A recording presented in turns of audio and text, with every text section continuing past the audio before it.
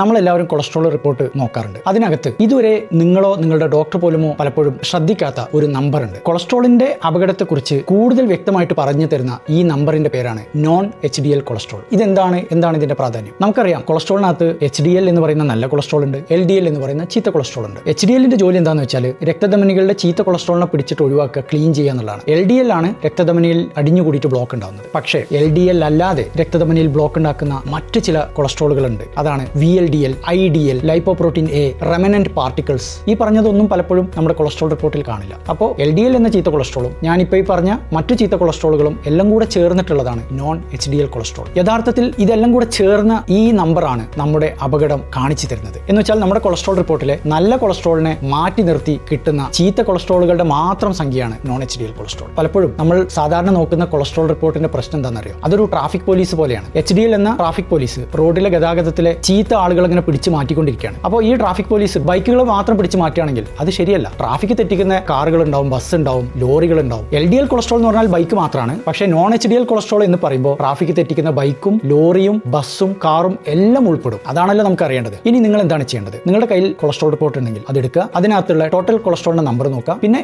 HDLന്റെ number നോക്കുക. ഒരു ഉദാഹരണം പറയുകയാണെങ്കിൽ ടോട്ടൽ കൊളസ്ട്രോൾ 200 ആണെന്ന് വിചാരിക്കുക, HDL കൊളസ്ട്രോൾ 30 ആണെന്ന് വിചാരിക്കുക. അപ്പോൾ 200ൽ നിന്നും 30 കുറച്ചാൽ എത്ര കിട്ടി? 170. ഈ 170 ആണ് ഞാൻ ഈ പറഞ്ഞ നോൺ HDL എന്ന് പറയുന്ന സംഖ്യ. ഇത് യഥാർത്ഥത്തിൽ വേണ്ടത് 130ന് താഴെയാണ്. ഹൃദ്രോഗിയാണെങ്കിൽ അത് 100ൽ താഴണം. 160ൽ കൂടുതലാണെങ്കിൽ ഇത് വളരെ സൂക്ഷിക്കണം. അതുകൊണ്ട് 130ൽ കൂടുതൽ തന്നെ നോൺ HDL ഉണ്ടെങ്കിൽ നിങ്ങളുടെ ലൈഫ് സ്റ്റൈൽ ഇപ്പോഴേ മാറ്റി തുടങ്ങണം. സാച്ചുറേറ്റഡ് ഫാറ്റ് ഒഴിവാക്കണം, പ്രോസസ്ഡ് ഫുഡുകൾ ഒഴിവാക്കണം, ഫൈബർ കൂടുതലായിട്ട് കഴിക്കണം, റെഗുലറായിട്ട് എക്സർസൈസ് ചെയ്യണം, അമിതഭാരം കുറക്കണം. എന്നിട്ടും മാറ്റം വരുന്നില്ലെങ്കിൽ മരുന്ന് കഴിക്കാൻ മടിക്കരുത്.